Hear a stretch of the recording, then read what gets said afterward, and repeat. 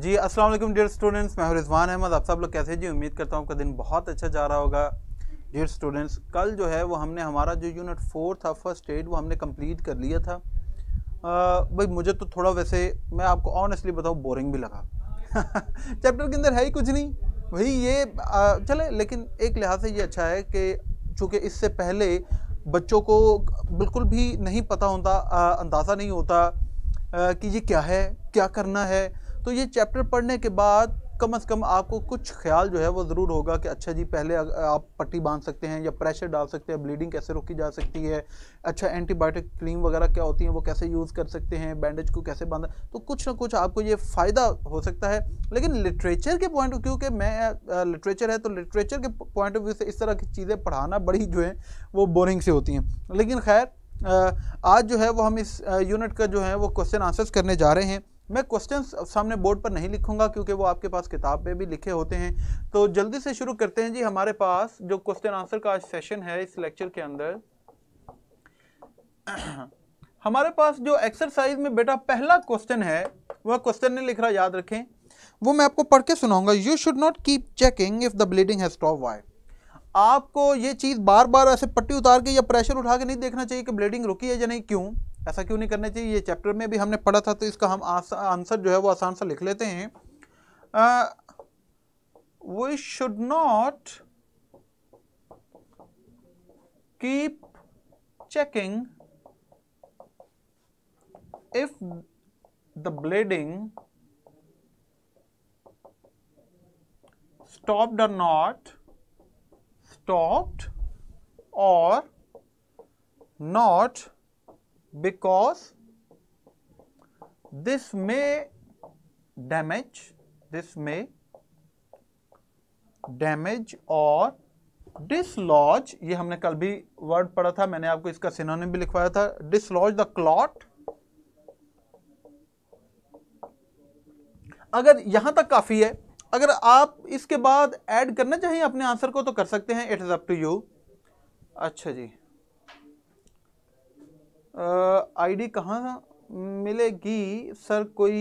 Sir जी कोई बता सकता है? उमैर बेटा, आपका मुझे क्वेश्चन एक्चुअली मैंने पढ़ा नहीं इससे पहले कि अगर आपने कुछ पूछा हुआ तो आई डोंट नो कि किस चीज़ की आईडी की आप बात कर रहे हैं। चले जी, हम यहाँ पर जो है वो इसको अगर आप फुल स्टॉप लगाना चाहें तो लगा सकते हैं, अगर यहाँ से आप कंटिन्यू करना चाहें तो कर सकते हैं कि that is forming and cause bleeding to resume। ये जैसा कि इंफॉर्मेशन जो बात टेक्स्ट में लिखी है वही हमने यहाँ पर लिखी है, लेकिन आपका जवाब यहाँ क्लॉट तक भी काफ़ी है। अगर आप यहाँ पे फुल स्टॉप लगाएं तो दैट इज इनफ, आपकी बात जो है वो पूरी हो जाएगी। ठीक है जी। उसके बाद हमारे पास आता है क्वेश्चन नंबर 2। क्वेश्चन नंबर 2 जो है, why is it necessary to keep away soap from the wounds. हाँ, ये क्यों जरूरी है कि साबुन को हम जो है वो जख्म से दूर रखें, यानी पकड़ के नहीं दूर रखना, मतलब जख्म के ऊपर लगाना नहीं है। ये हमने पढ़ा था कि soap can irritate the wound, इसलिए जो है we should keep soap away from the wound, जो एक्चुअल वाउंड है वहां से। Soap can irritate the wounds, so we should keep it out of the actual wound। तो जो जख्म होता है उससे हमें जो है वो बाहर रखना चाहिए, क्योंकि वो उसको इरिटेट कर सकता है। तीसरा सवाल है हमारे पास, how is an antibiotic cream और ointment good in healing the wound. कोई एंटीबायोटिक क्रीम या जो ऑइंटमेंट है वो जख्म को ठीक करने में, उसको सेहतियाब करने में, वो कैसे उसका इलाज जो है वो कुदरती तौर पर उसको तेज बढ़ाने में कैसे मदद कर सकती। तो ये हमने चैप्टर में भी पढ़ा था। ठीक है, इसको हम आसान से इसका आंसर यहाँ पर लिख लेते हैं। An antibiotic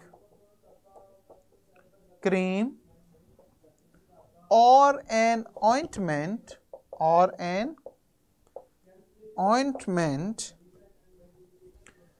is good in healing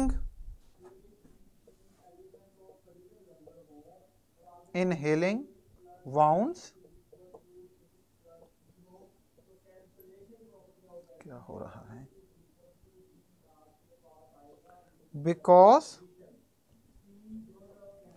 they help, ये कल भी पढ़ा था, जो नेचुरल हीलिंग प्रोसेस होता है, they help the bodies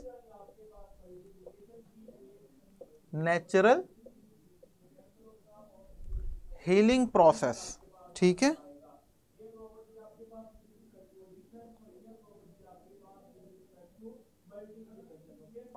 work fast, कोई भी एंटीबायोटिक या जो ऑइंटमेंट है वो अच्छी इसलिए है जख्मों को ठीक करने में, क्योंकि वो बेसिकली जो हमारे जिस्म के अंदर कुदरती इलाज का जो तरीकाकार है उसको तेज करने में उसकी मदद करती है। तो इसलिए जख्म के ऊपर कोई एंटीबायोटिक या कोई ऑइंटमेंट हमें लगा देना चाहिए। ठीक हो गया जी, ये 3 आंसर्स हमने कर लिए, ये आपके सामने आपको स्क्रीन पर शो हो रहे हैं, आपने 7 जो है वो नोट कर लिया तो बहुत अच्छी बात है। अगर आपने नोट नहीं किया तो आप इसकी जो है वो पिक्चर ले लें, अभी पिक्चर ले लें, ताकि फिर आप जो है वो रात को आराम से बैठ के जो है वो अपने रजिस्टर के ऊपर उनको नोट कर लें।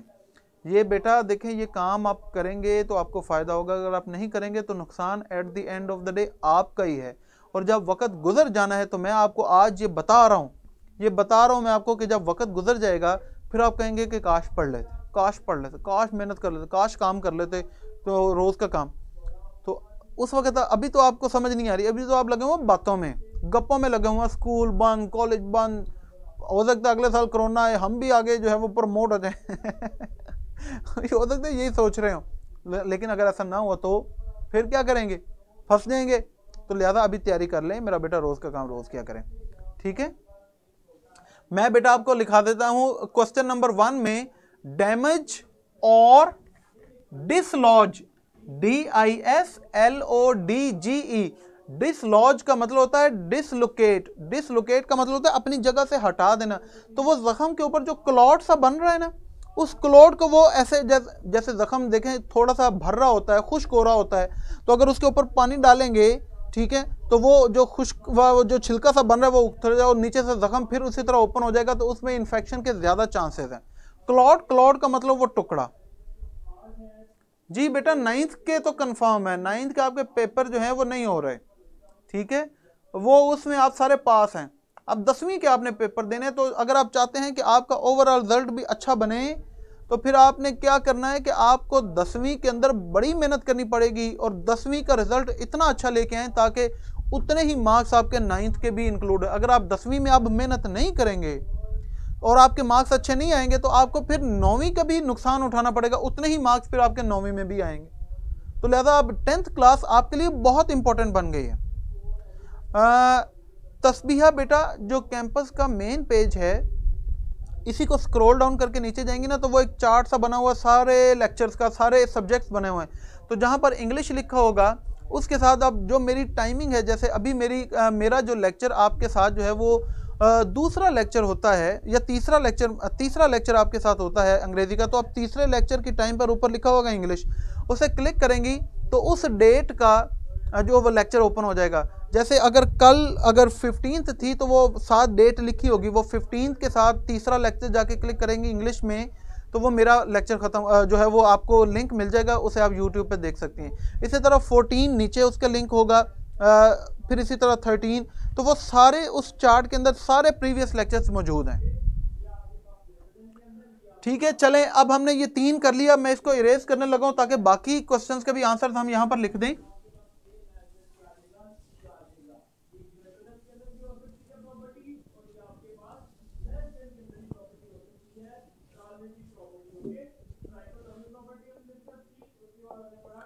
अच्छा जी, हम देखते हैं कि हमारे पास क्वेश्चन नंबर 4 क्या है। क्वेश्चन नंबर 4 है, what should you do if you are allergic to adhesive material used in most bandages. जो ज़्यादातर पट्टियों के अंदर जो चिपकने वाला मादा इस्तेमाल किया जाता है, अगर कोई पेशेंट उससे एलर्जिक है तो फिर वो पट्टी कैसे लगाए। जैसे सनी प्लास्ट वगैरह नहीं होती, उसके अंदर वो एडहेसिव वो चिपकने वाली पट्टी सी लगी होती है, तो कईयों को उससे एलर्जी होती है। तो अगर आप इस तरह की पट्टियों से एलर्जिक हैं तो फिर क्या करेंगे, तो उसका भी तरीका हमने बताया वो। ठीक है, जी हाँ बिल्कुल, आपका ग्रैंड टेस्ट होगा फातिमा बेटा। इसका पहले आंसर लिख लें। If you are allergic to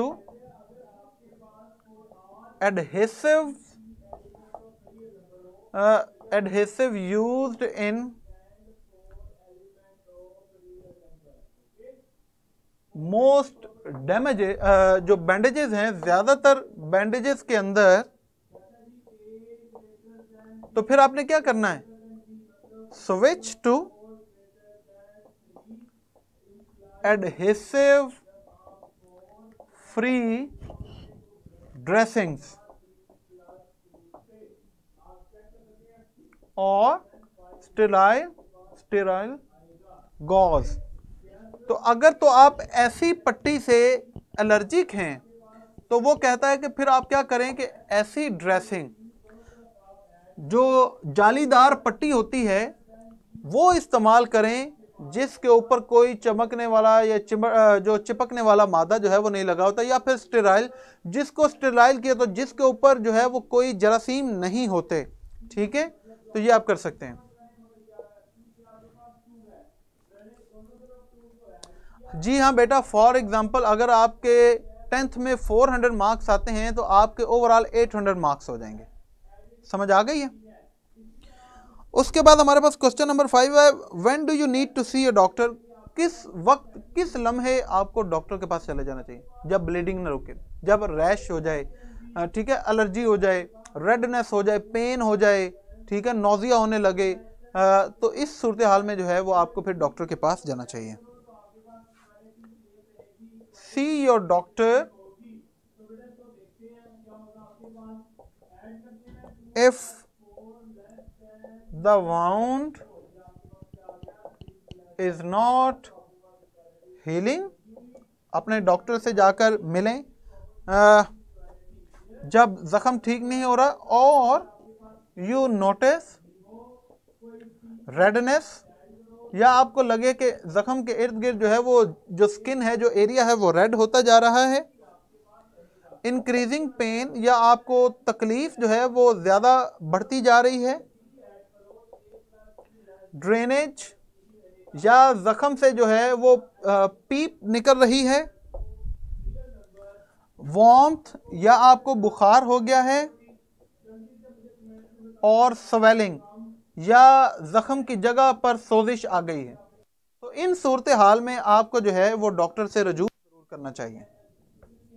उसके बाद आ जाता है जी हमारे पास क्वेश्चन नंबर 6। क्वेश्चन नंबर 6 है, what should your first aid kit consist of. जो फर्स्ट एड किट होती है उसके अंदर क्या क्या चीजें जो हैं वो मुश्तमिल होती हैं। ये हमने सारी लिस्ट पढ़ी थी। First aid kit should have या शुड कंसिस्ट ऑफ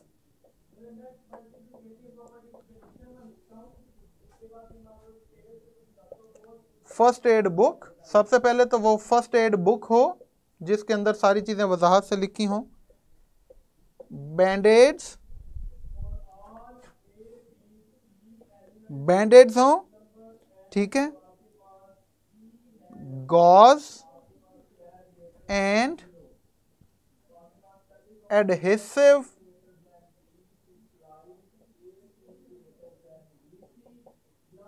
टेप हो, एंटीसेप्टिक वाइप्स हों,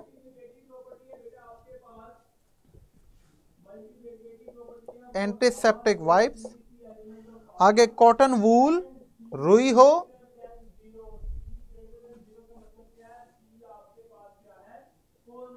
सेफ्टी पिंस,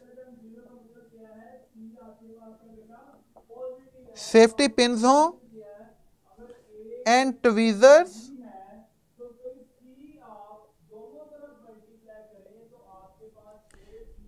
सीजर्स, कैंची हो,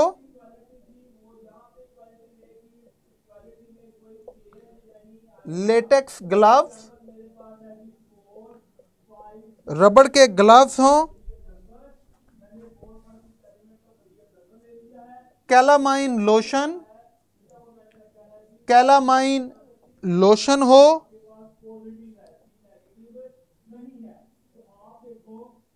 थर्मोमीटर हो, एंड एनाल्जेसिक टेबलेट्स हों, एनाल्जेसिक टैबलेट्स। ये अच्छी खासी लंबी लिस्ट है। अगर इसका आंसर आपको यहाँ पर अभी नज़र नहीं आ रहा तो फिर आप जो है वो अपने टेक्स्ट से भी ये सारी लिस्ट इकट्ठी लिख सकते हैं, जवाब इसका वहाँ पर भी मौजूद होगा। ये हमारे पास 6 क्वेश्चन है इस एक्सरसाइज में, हमने 6 के 6 अटेम्प्ट कर लिए। यहाँ पर आपको बोर्ड के सामने नज़र आ रहे हैं। अगर मेरा बेटा यहाँ पर आपका कोई क्वेश्चन है तो मुझसे क्वेश्चन पूछ लें। ज़ैनब बेटा ग्रैंड टेस्ट है वो इंशाल्लाह आपके जो है वो आफ्टर ईद मैं सोच रहा हूँ, और बाकी भी हम प्लान कर रहे हैं कि ईद के बाद आपके टेस्ट जो हैं वो स्टार्ट कर दें। फातिमा कह रहे हैं कि how can we improve our writing और स्पोकन एक्सप्रेशन। इसमें बेटा देखें, the key to success is reading, read read and read. जितना ज़्यादा आप रीड करेंगे उतना ज़्यादा वोकेबलरी, डिफरेंट एक्सप्रेशन आपके जहन में आएंगे, then you will be able to express your self fluently, और you can also write the language easily.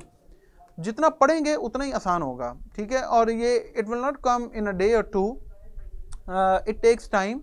अपनी हैबिट बना लें। एक्चुअली ये है कि आप अगर अपना इंटरेस्ट इसके अंदर डेवलप करते हैं, अपनी हैबिट बनाते हैं कि आप कुछ ना कुछ पढ़ते हैं, कुछ ऐसे सुनते हैं, कुछ चीज़ें उस तरह बोलने की, उस तरह एक्सप्रेस करने की कोशिश करते हैं, तो फिर आहिस्ता आहिस्ता जो है वो आपका जो है वो इंशाल्लाह इम्प्रूव हो जाएंगे ये स्किल्स।